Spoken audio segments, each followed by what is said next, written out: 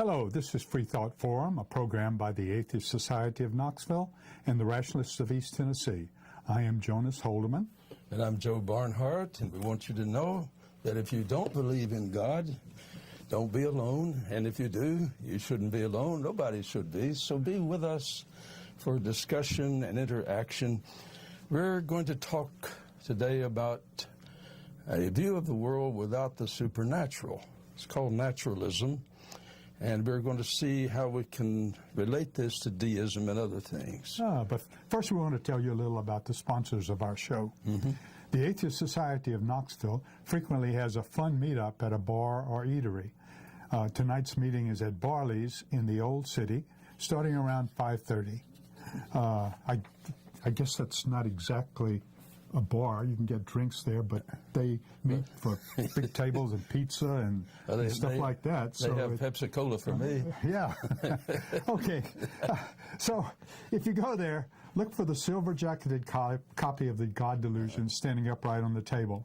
And as Matt Dillahunty of the Atheist Experience says, everyone is welcome to our happy hour for food, drink, and conversation.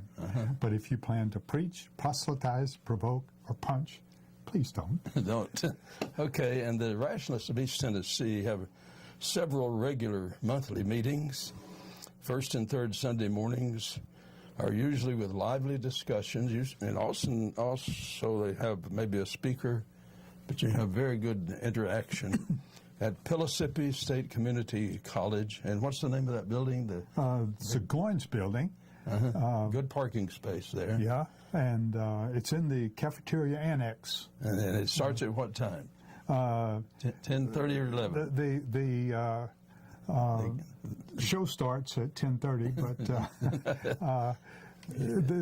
I come early for coffee, and people bring snacks and stuff. Yeah. And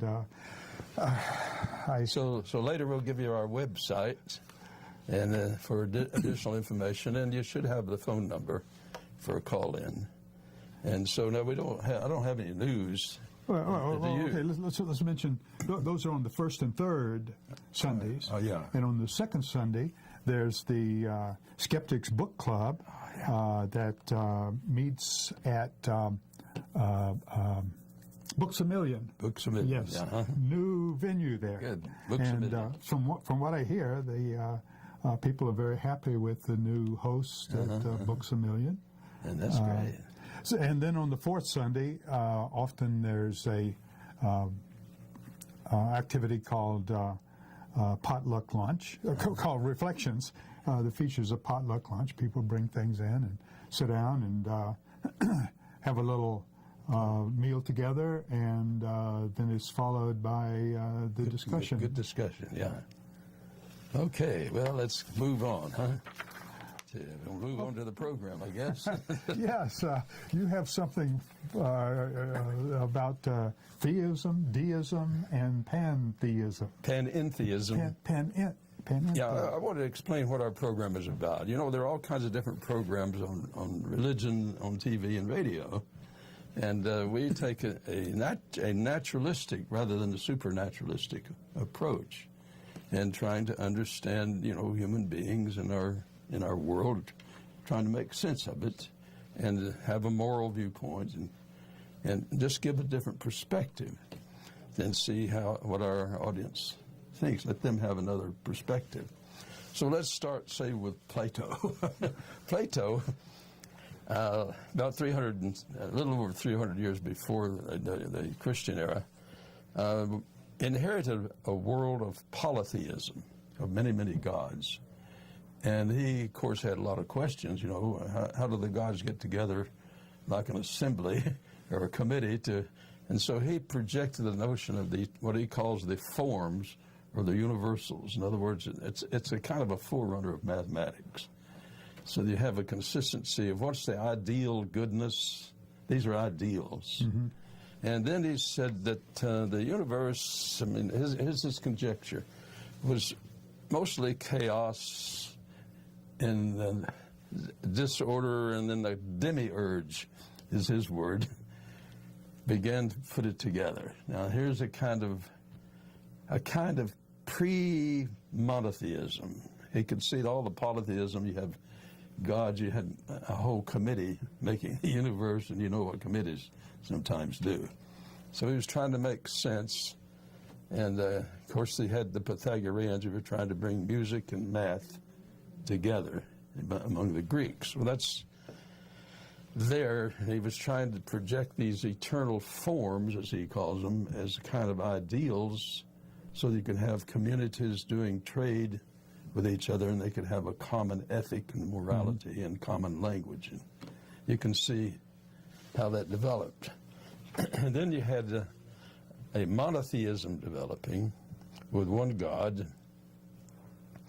and of course the notion that one God then gives the structure of the universe, and that we won't go into that. I mean, you can get whole lectures on that.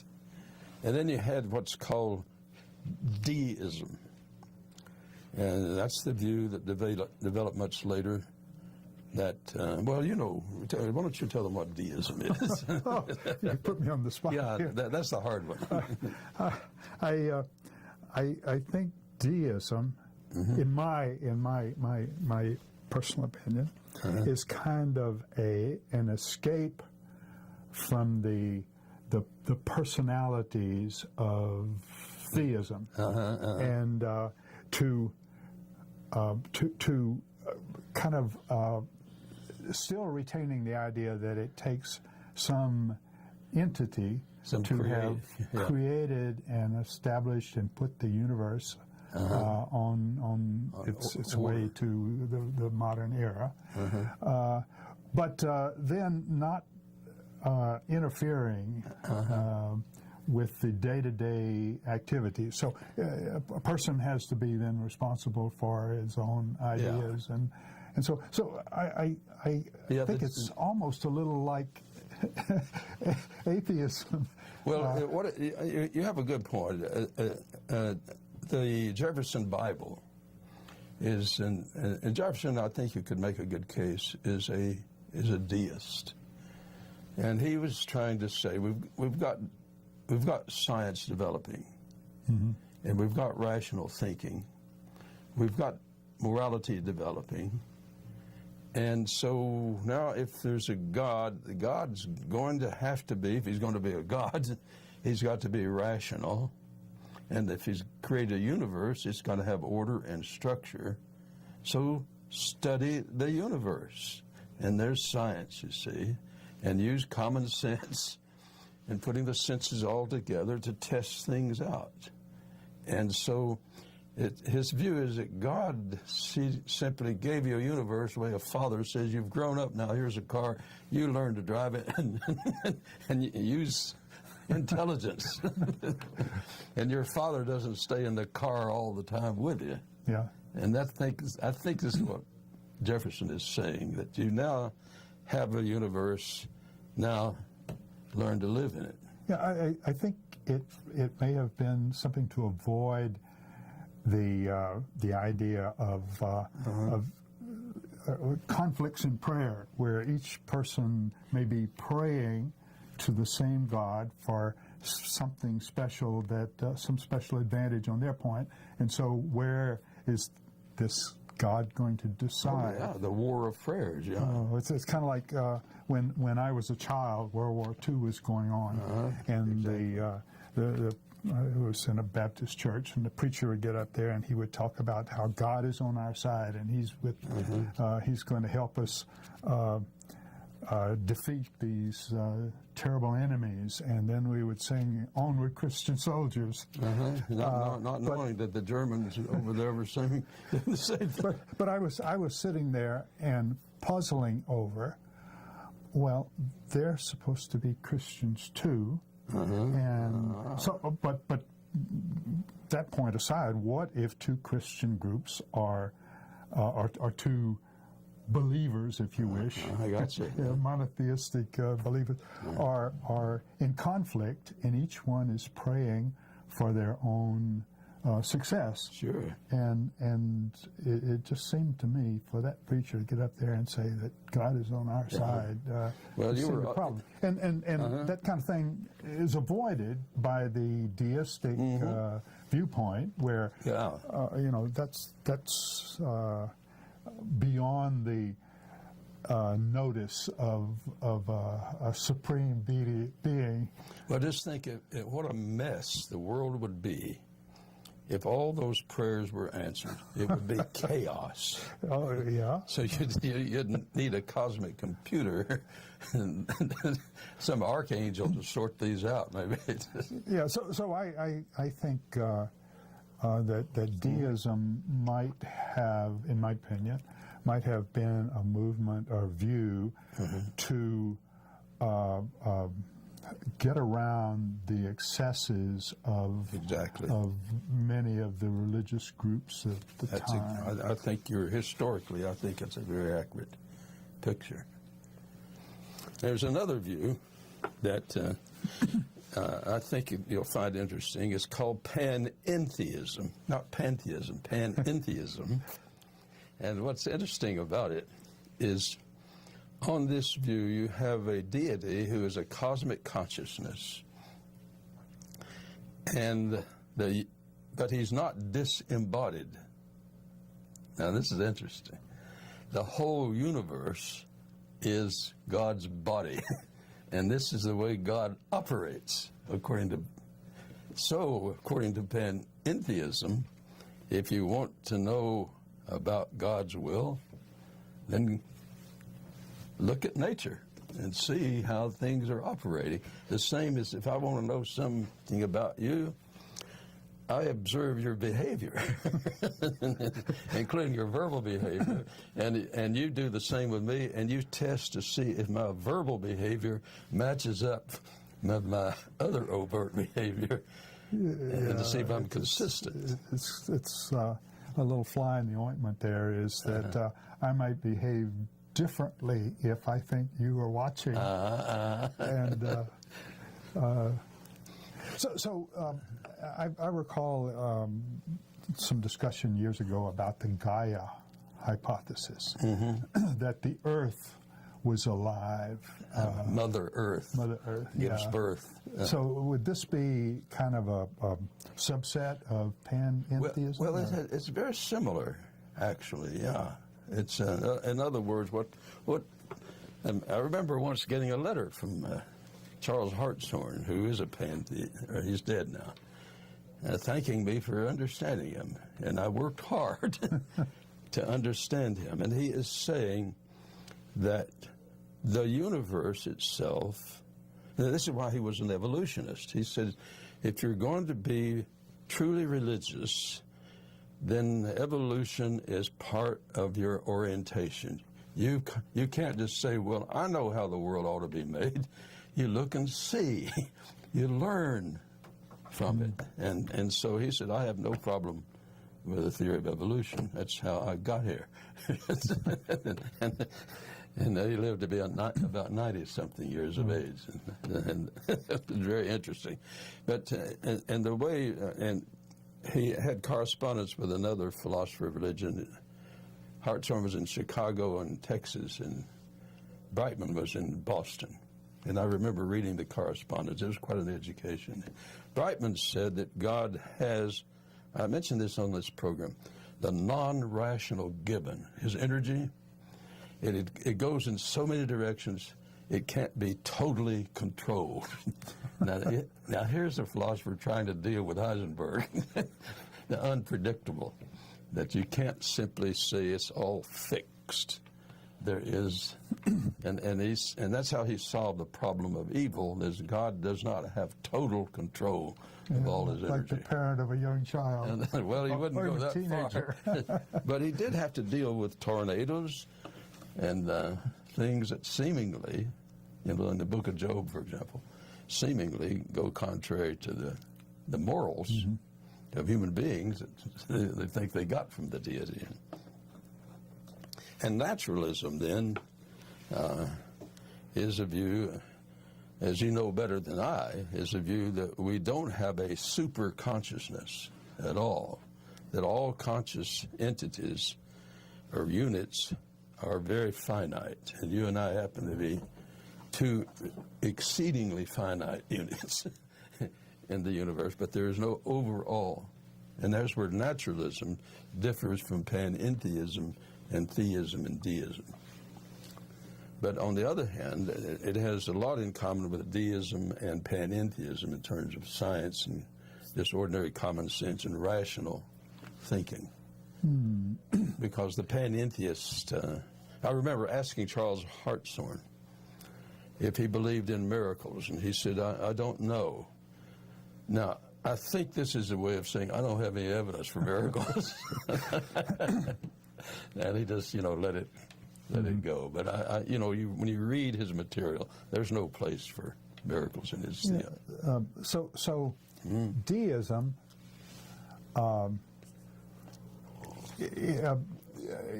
is kind of a theory of the origin of the universe, casting aside the origin of the deity. Yes, exactly.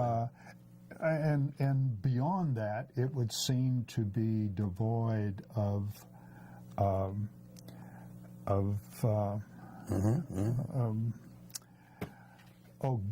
concepts of goodness and evil, and those would just. Well, it's what it amounts to, and as Jefferson and others were trying to say, you have a universe, and you have human beings in it, and animals, and so they develop the notions of goodness and evil. In fact, there's a minister in a church this week is going to talk on hedonism, pleasure. And I think you could make a case, if there were no possibilities of pleasure or pain, ethics wouldn't even come in the ball game. And so I think what these deists and panentheists are saying is when you have consciousness with pain and pleasure and suffering and joy, then you have ethical principles to come into play to help advance pleasure and to reduce the pain. But with a kind of social consciousness associated with Yeah, you that. reduce it for human beings and in other words, for animals too, because they can suffer. Because if you're strictly dealing with each individual is dealing with their own pain or suffering or joy and so on to the exclusion of those around. Exactly. Then that creates a rather chaotic situation. It's when we interact with others, and it is a fact.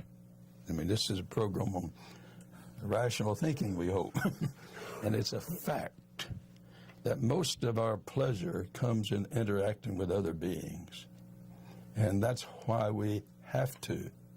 We don't have a choice. If we want to have happiness with other people, we have to develop morality. And if there is a God, then he's got to have morals. And that's why we can look at some parts of the Bible and it looks like he's a sociopath. Now, that doesn't tell me anything about a God. It tells me a lot about the people who wrote these stories. They didn't grasp the point. But they made their God too much like themselves in that point. So naturalism and panentheism and deism have an awful lot in a lot common. of overlap. Yeah, overlap, an awful lot. And that's why they can communicate and learn from each other. And one reason I like to study the history of religions is I like to see how people solve their problems when they don't have all the answers in terms of metaphysics, because that's what the situation is now. We don't have all the answers. We sometimes just think we do. But we are like those people, and we can learn from them, even though we can disagree with their whole metaphysics. We can say, well, they got here, and so they're not total fools. And we built on their shoulders, and I think Sir Isaac Newton understood that quite well. He said he built on the shoulders of other people, and we all have. So in that sense, all of us are conservative in the best sense, which is a world different from the right wing. And conservatism means you conserve the best from the past and learn from it, but you don't worship it and you don't make an idol of it. You say, well, some things you outgrow. And as you do all the time, and you're a scientist, you see that happen all the time in science. You modify. And you're doing that now, aren't you? We're trying to. So, what do we have next on your agenda? Well, I want to hold up this book right here, The Creation of the Sacred, Tracts of Biology. And this is a guy who's very good on studying in biology how things adapt and develop. And he's showing that in religions, they attempted to do the same thing in their way. And just as you have enormous amount of waste in biology, and things come into being, they don't all survive. So in religion, a lot of theories come into being, they don't all survive, and shouldn't, because they do not contribute much to life. So all of thinking, I would argue, and I think he would too, all thinking is trial and error. And much of science is keeping good records so that it won't have to repeat. And you may have learned that from your mother. Don't make the same dumb mistake over and over again. I back when I was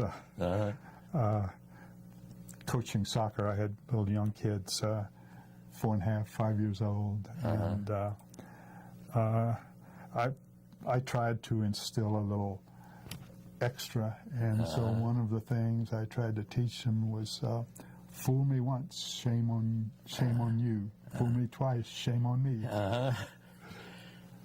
Well, you make up a good point, by the way, a very good point on raising children. That we've mentioned this on the program before. Other people are very useful and helpful. Neighbors. And those in our audience can probably think of neighbors who were very influential in their lives and helping to reinforce the values of the parents. And of course, school teachers are very good on this. In that sense, it's the social womb. I call it the social womb. Yeah, I kind of am sorrowful about kind of the demise of the extended family that results from our mobility. But when we were young, my father is not going to tell me how smart he is, and but an uncle might tell me about it. So it was a way to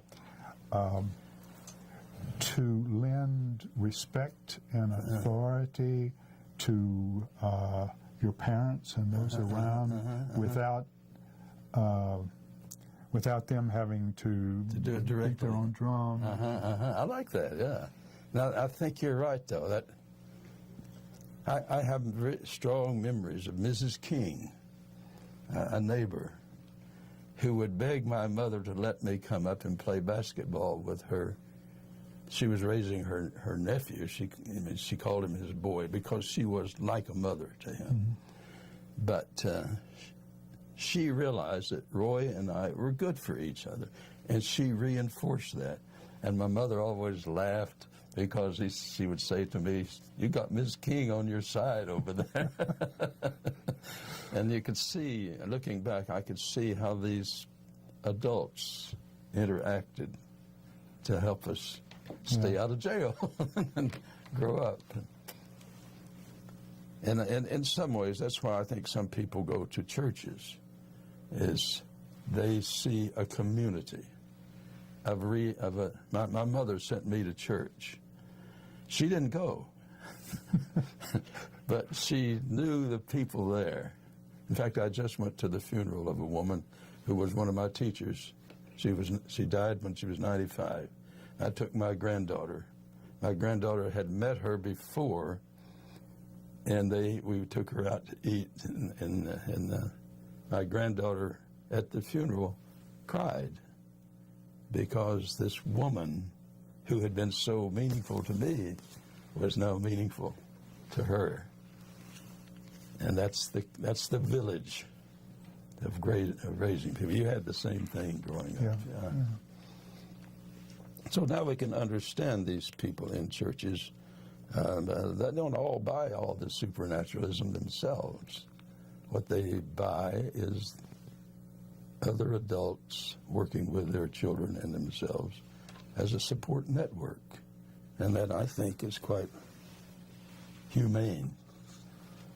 Now, naturalism is a view that we're trying to say is borrows as much as it can from all these other viewpoints so that it can enrich itself, rather than say, oh, that we're not these, we're not these. No, you look at this panentheism and say, what in there can we learn from them?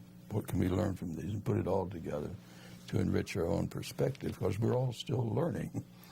And I don't want to ever get in a position to say just because I differ with some person's major viewpoint, I can't learn from him, because he may have more insight and other things, a lot more than I do. Yeah, I kind of remember some of my interactions with my thesis advisor. He was a guy who had lots of different ideas. Uh-huh. And so I would sit with him and he would expound on all of these ideas he had. And my opinion to this day is that a large part of it was bull. Uh-huh. But hidden within there were really little gems. Uh-huh. And I lived for those little gems that would come out that I could grasp and apply. I'm sure my students did the same thing. In fact, I love to have class discussion, because then you can have students who can challenge you and challenge each other. And I think that's a much better learning experience. And they'll even say, did you see on page so-and-so?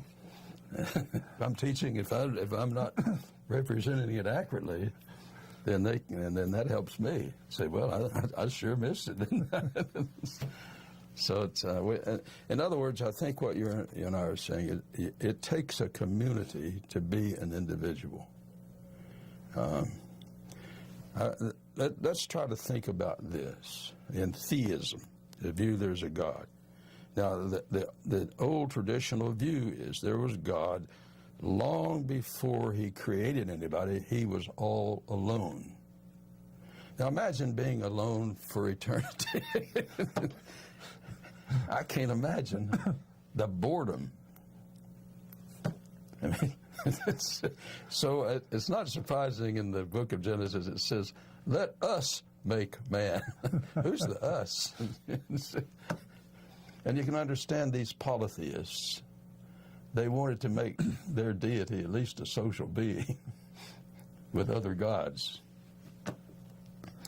Because the notion of a single God with no one to interact with. I mean, let's say later on he created archangels and so forth. But it makes no sense at all. It makes no sense. Yeah, well, in that tradition, if God were creating these archangels, that's his society. Supposedly were superior to us. Why didn't you stop right there? And why in the world, if one of them fell, why did he not at least incarcerate him rather than give him an extended parole to do all kinds of horror and terror? It makes no sense. Was there no way to pick him up and comfort him and to rehabilitate? Yeah. That's an interesting question. In the traditional theism, this being called Satan, the adversary, never gets rehabilitated. He's just kept alive for apparently the only purpose is to do evil in the world on this theory. And that's why some people say that's a kind of Manichaeanism. The Manichaean view is you had really the God of light and the God of darkness. And so this traditional theism developed into a kind of Manichaeanism. You have God and you had the adversary. That's what the word Satan means, the adversary. And he's not a God, but he acts like one. In the Manichaean tradition, he has all this kind of power. And you have this constant contest between the God of light and the God of darkness. Well, all religions turn polytheistic in certain ways. You got a good point. And so, is there something unsustainable about the idea of a single solipsist? Yeah, I think you're dead right. Yeah, the idea of I alone exist and nobody else makes no sense. I mean, what good is language? And talk to yourself. Well, if you don't already know what you... What do you think about that, Joe? That's a dumb idea. Now, we all do that. You know? But it's as if you have another person out there who can see that's a dumb idea. So we do need other people. And I've often said if I existed all alone, say for 30 years, it's very likely I would go nuts. Well, isn't solitary confinement form of punishment? Yeah, it's solitude. Yeah, it's cruel and unusual, in my opinion. Yeah, I think we should put them to work and not put them in other words, make them earn their living. But there's no need to do cruel and unusual punishment like solitary confinement. And it may be some people just can't live with others. Yeah. And that's the theory behind it, I think. And that's what the arch criminal, I guess, is. He just can't live with others. But language itself is social. So that it developed only because there was a need to communicate. But beyond that, I think in terms of language. I have thoughts that are beyond language, and I anguish over them until somehow I can put them into words. So, and animals do think they solve problems. Now, there are certain areas in which they don't seem to be able to operate. In your area, I don't know of any cows that do physics. Yeah, but on the other hand, when the crows are in the backyard, there's always one up high to look out. The others on the ground foraging around, and there's always one looking after the rest of them. You know, until we had computers with the little entities that, how could a bird brain do that? Now we think there's a lot more to a bird brain than we realize. Yeah. Maybe their small brains are more efficient than some of our bigger brains and the elephants. Well, okay, what we're seeing here then is that whether you're a theist or a panentheist or a deist or a naturalist, you have to live in a world of nature and other human beings. And so on specifics, it doesn't matter whether you're a theist or a naturalist, as long as you are concentrating on the local problem. In fact, I think there are probably theistic physicists, and they could make some sense in certain areas, and some naturalists can communicate with each other. Now, if they get into theology, that's another ballgame. And I was interested in Einstein's notion of God, which he borrowed apparently from Spinoza. but it's awfully close to naturalism, awfully close to naturalism. And in fact, a lot of the panentheists borrowed heavily from Spinoza's view, it seemed to me. Well, Joe, you think it's time for our program break here? Yeah, let's break. Okay. In case you're just tuning in, this is Freethought Forum, a program by the Atheist Society of Knoxville and the Rationalists of East Tennessee. Freethought Forum is funded jointly by them and by individual contributions. Shows are live most every Tuesday from 5 to 6 p.m. on Knoxville Eastern Time, or Daylight Saving Times, whatever, on Knoxville Community Access Television Channel 12 or 194, depending on your local cable network. Tell your out-of-town friends to see us streaming online at ctvknox.org. Okay, and it's a call-in show, and we are alive today, and the viewers can call in, and the number is on the screen, and share ideas with us. Okay, so Sam, could you play our promotional videos now? If you live in or around the Knoxville area and are questioning your religious beliefs or simply believe in one less God than everyone else, well, you're not alone. The Atheist Society of Knoxville is a fun and friendly group of people just like you that meets twice a week at a bar or restaurant. We meet every Tuesday night following the show at Barley's Tap Room and Pizzeria for happy hour. You'll find our group either inside or on the patio. Look for Richard Dawkins' silver-jacketed book, The God Delusion, standing upright on the table. On Fridays, we meet at Agave Azul or the Beard and Beer Market. But if you plan to preach, proselytize, provoke, or punch, please don't. We all question what we believe at one point in our lives. If this is the time for you, come join us for food, drink, conversation, and fun. Do you find stories of talking snakes laughable? Do you prefer the scientific method over supernatural beliefs? Are you concerned about religious leaders and organizations imposing their values and rules on your body, your family, and the rest of our society? Well, take comfort in the fact that you're not alone. The Rationalists of East Tennessee meets weekly for fellowship and provides a forum for people who support skeptical thinking and rational discussion of these and other issues. To find out more information or to find out about our next meeting, visit us on the web at www.rationalist.org. And I just want to remind our viewers that the Atheist Society of Knoxville, or ASK, meets 2 times a week.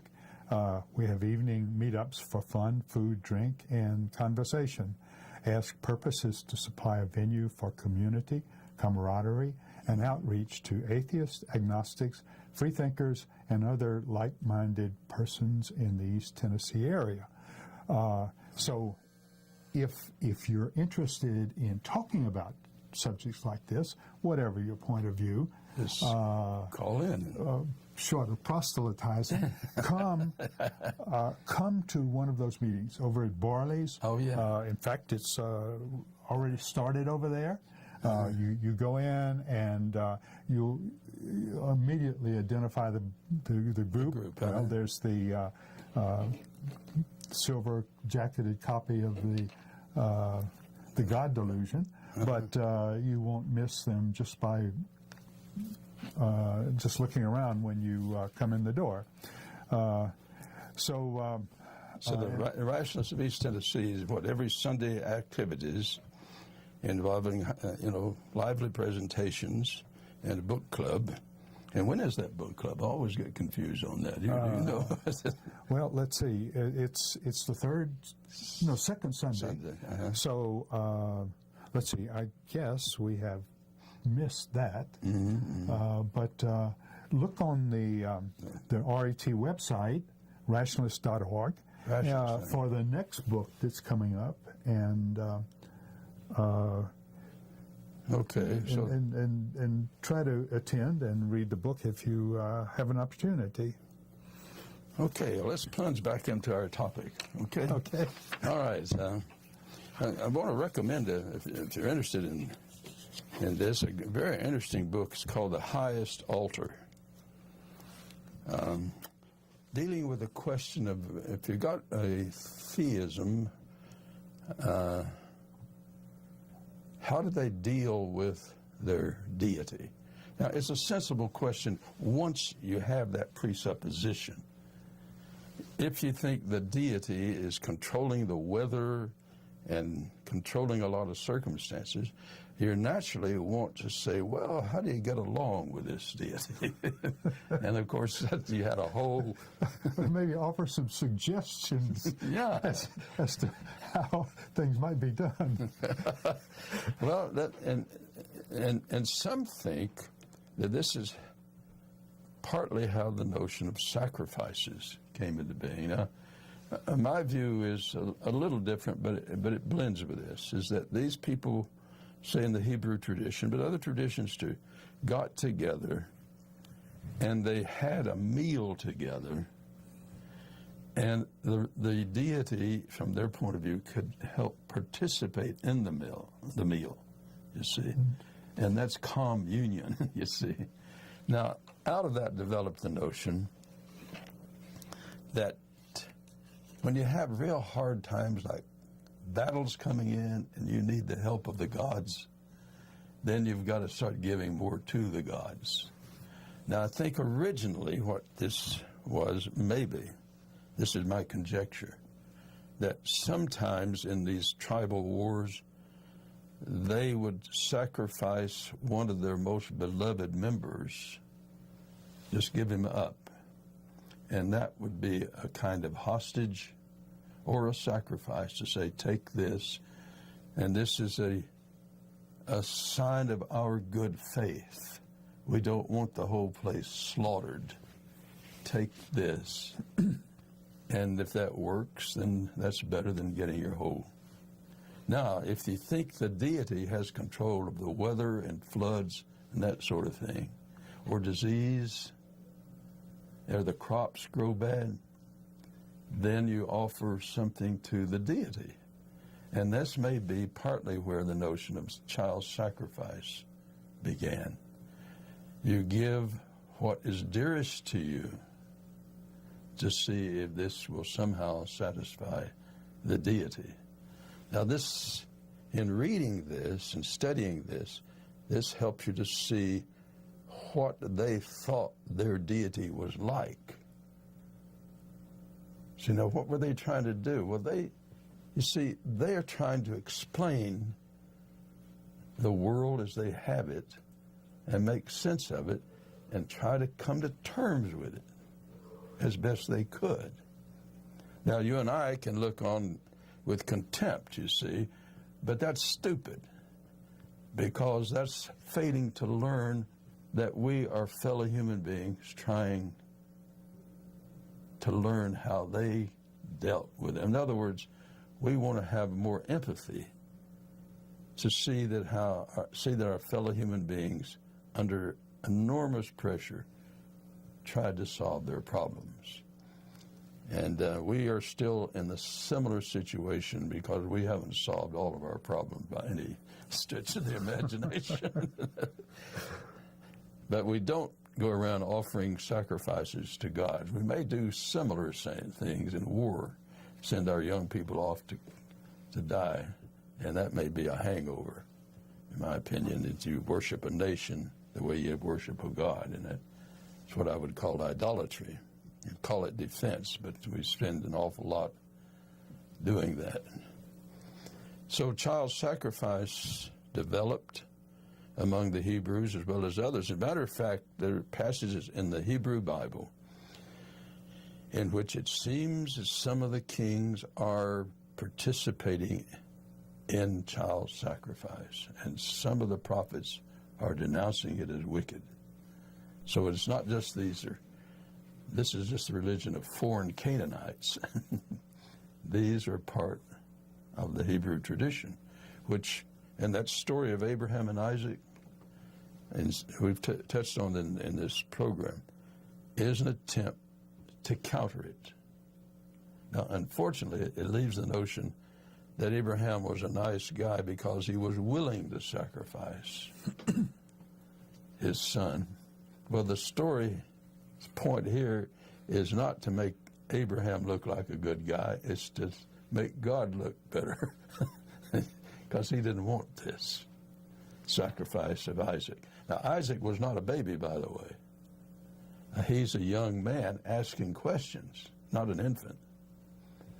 And he was putting his grown son up there on the altar. And I think the writer of that story was in a culture already in which child sacrifice was being done. And here he's writing this story countering this view, making a moral judgment against it, and using God to denounce the viewpoint. Then you had the notion of that the Egyptians were going to have their firstborn slaughtered by the God of the Israelites. But that's what I'm saying is this is just tribalism, which they projected onto their God. And you and I on this program have talked about anthropomorphism. The reason I'm interested in studying religion, because it shows me how religion is really a projection of ourselves. All the goodness and evil that you find in religion is all the evil and goodness you find in us as human beings, because it's a mirror. Religion in that sense is a mirror of human beings, and all the views of gods are really mirrors, I think, of ourselves.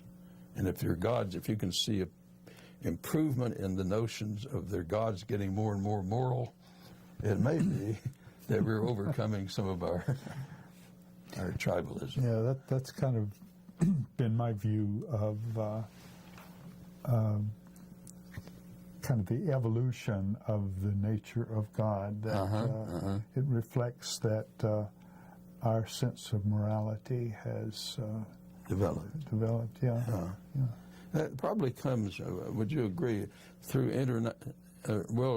through trading with other cultures. And initially, you may be contemptuous of these other cultures, so they're so different. They're just not like us, so they must be inferior. And then gradually you realize, well, they're solving some problems in a way that we hadn't thought of. And so you not only exchange food and goods, you may exchange ideas back and forth. And you can see that in the ancient literature, how this transition of ideas back and forth is uplifting, a lot of them. And I think this is how ethics really developed. But we say, well, they're solving a problem better than we are. Let's see what it is. Well, we're expecting callers to come in, but they're being kind of mute. Yeah. Sam, you sure you have the phone on the hook over there? Just kidding. So, Joe, you had something you wanted me to read. Yeah, read that. That's kind of we're dealing with this subject, and I was just wondering when I would be called on. Okay, so could you give us a background for this reading? I say, which book is that one? This is the one about King of Moab. Oh, yeah. Well, the background is that if you're in a battle with another country, they got their gods, and you got your god. How do you? And so you have the gods are being appealed to. But I'm saying that maybe even before that, so just read the passage, we'll work it in. Bidding for their favor? Yeah. Okay. So it goes, when Israel's victory seems assured, the king of Moab offers his firstborn son as a sacrifice, presumably to his own god, but the text does not say. And the tide turns in favor of Moab. See chapter 1. The chronicler altogether omits intriguing juxtaposition of scenes in 2 Kings 3:20 to 27, implying that the power of human sacrifice offered in war may counter the power of God-sent prophetically predicted miracles. In other words, you have a kind of, in these religions, you have prophets coming up with their views, and then you had the priests with their sacrifices, and you got competition. You know, the prophets are making their predictions, and the priests doing their thing, and that in some ways they're in competition as which one is. And you have, for example, here you have an example of a priest offering a sacrifice, and it overcomes the predictions of the prophet. But you also have the prophets in the Hebrew Bible saying that God is not interested in all those cows and sheep and goat in the first place. And that's an amazing passage in the Bible, long before Christianity. And this passage says, what God is interested in is love, justice, and mercy, and walk humbly with God. Well, practically speaking, how do you walk humbly with God except walking humbly with other people, and others not arrogantly with others? And this is a prophet. And I'm saying this is contradicting much of what the priests are saying. And in short, the theory here is they're trying to work out a better way to resolve their own conflicts within themselves and with their neighbors. And they're saying if you can have the model of justice and mercy, or just ordinary human compassion, and to walk humbly with each other without arrogance, without strutting like kings and lifting yourself high up on something, that people can have a better, the prophets are saying, people can have a better life. And that's their prediction. Now, one of the problems they had is whenever you have tornadoes and things like that, then they start offering sacrifices to appease the gods. So is there a biblical evolution of prophecies from more dire to more humane urgings? I think like in natural selection, it doesn't have any direction going in one direction, as if it's all planned. I think you have a lot of competition of different ways of trying to solve their problems, and some of them seem to work better than others.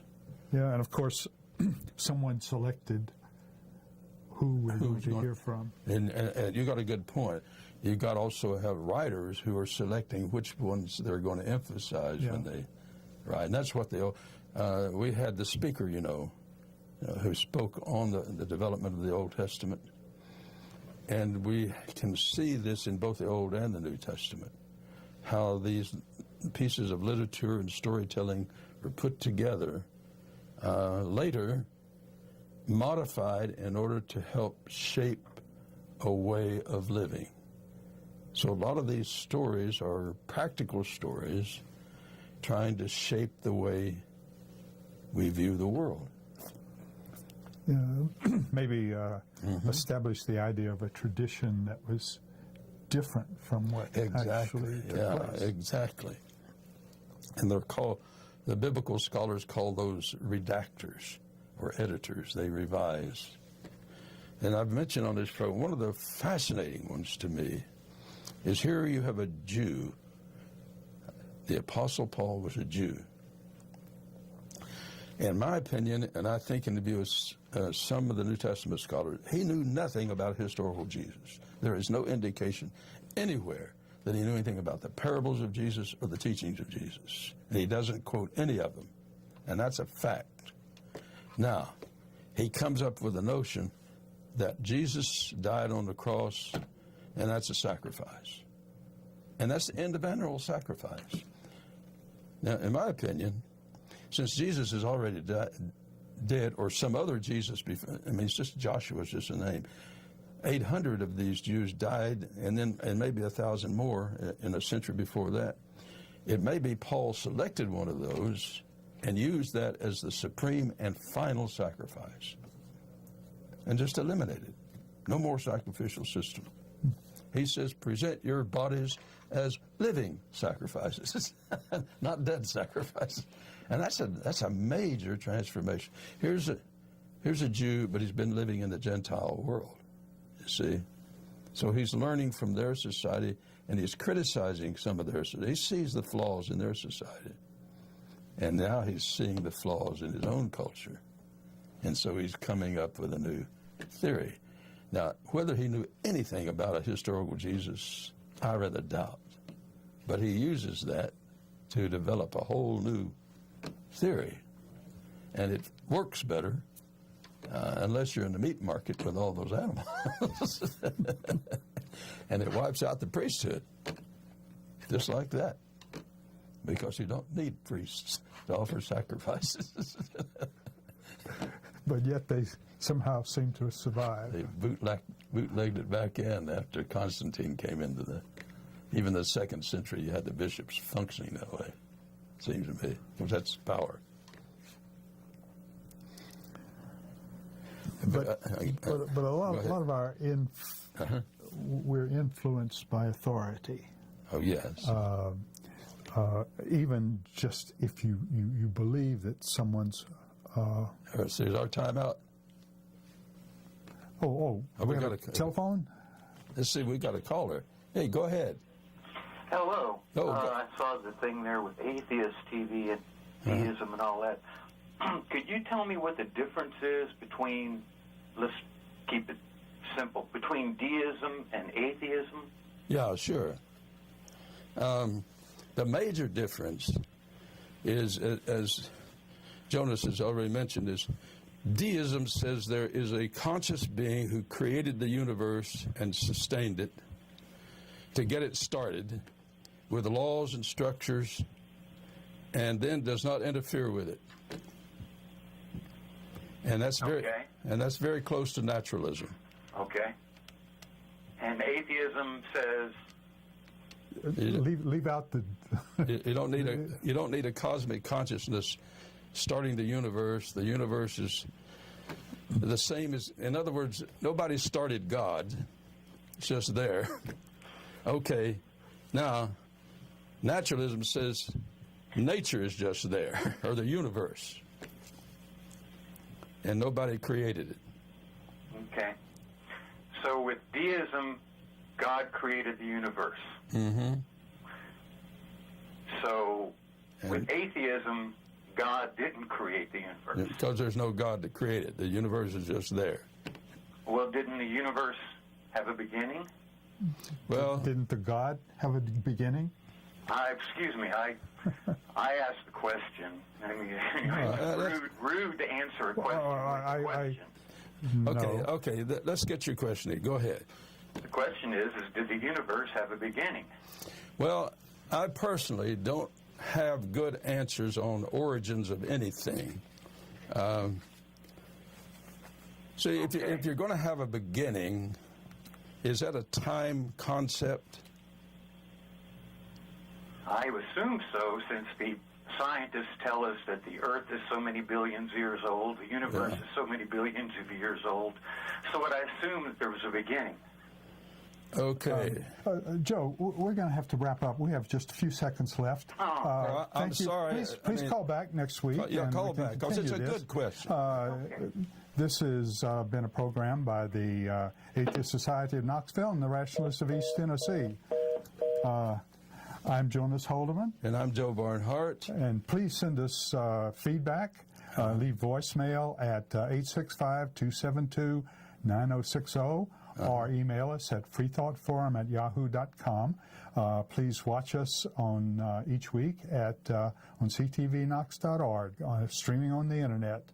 And we'd like to thank Sam and